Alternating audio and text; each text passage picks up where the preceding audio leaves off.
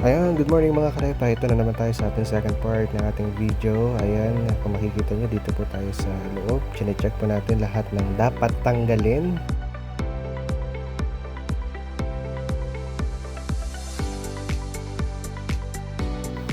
At syempre yan, operation na tanggal na po tayo ng mga gamit, ng mga lumang gamit na kailangang ilabas bago po umpisan yung paglilinis at pagwawalis ng loob po ng bahay.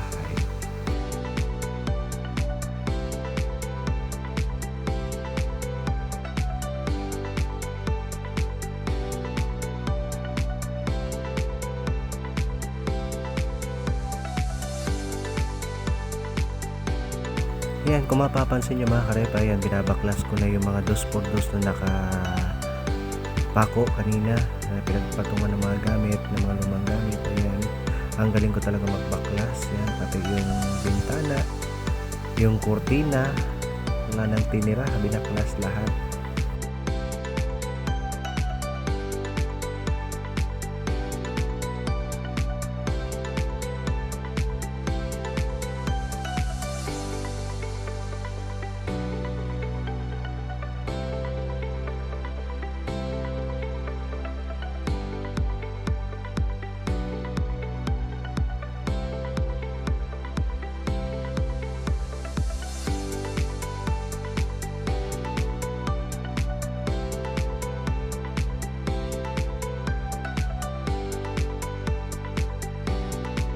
Ito na lahat ng mga bagay, mga gamit na ating tinanggal po sa loob ng bahay, kasama po yung motor po na yan. Yung iba po ay ating na pong pinansunog.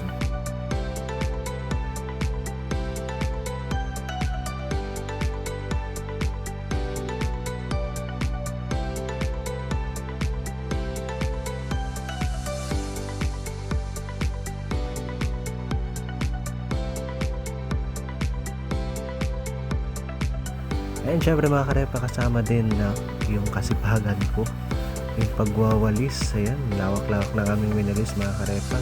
Kinagat pa ako ng langgam, pero okay lang, basta tuloy lang sa goal, focus lang sa goal guys, para naman makasurvive tayo sa ating paglilinis sa buong maghapon.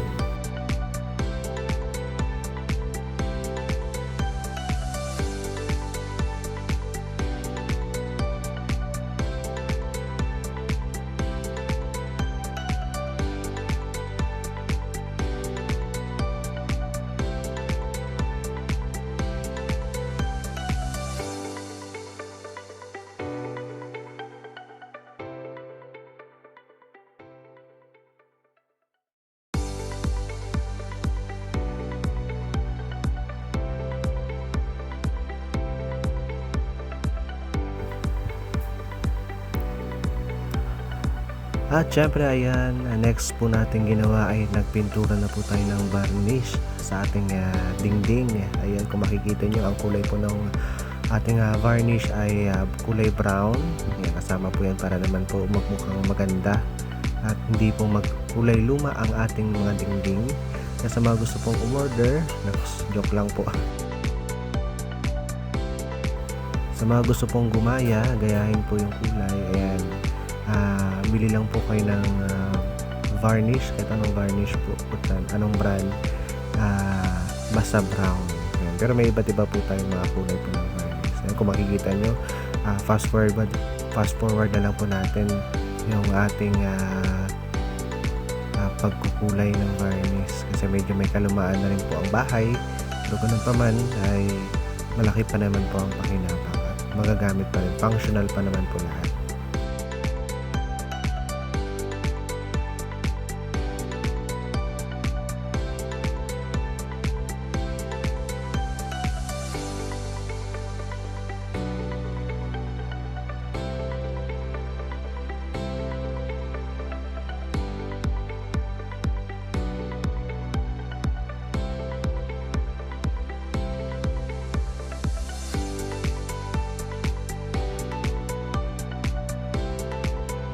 Dahil hindi ko na nga kinaya ang init, pawis, naghubad na po. Yan, kung mapapansin nyo mga karepa, yan, kitang kita yung ating mga malulusog na bilbil. Ayan. bilbil po yan. Pwede na pong bawasan yung mga gusto pong humingi. Ayan, pwede naman, tag isa 1 kilo lang po.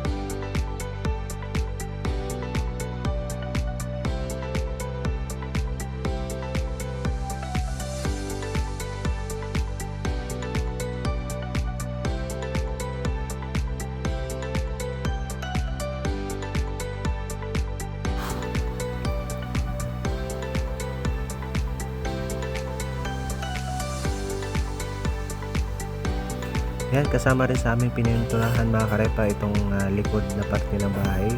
Pero medyo sira na po ang pinto sa likod, pero okay lang yan, i-repair lang po natin. Ayan, syempre dahil malapit na tayo matapos, ayan, kunting parte na lang po ang ating kukulayan ng varnish. And syempre, kunti na lang din ang varnish na magagamit, talagang ubos po lahat. So ayun, maraming salamat mga karepa sa inyong panonood.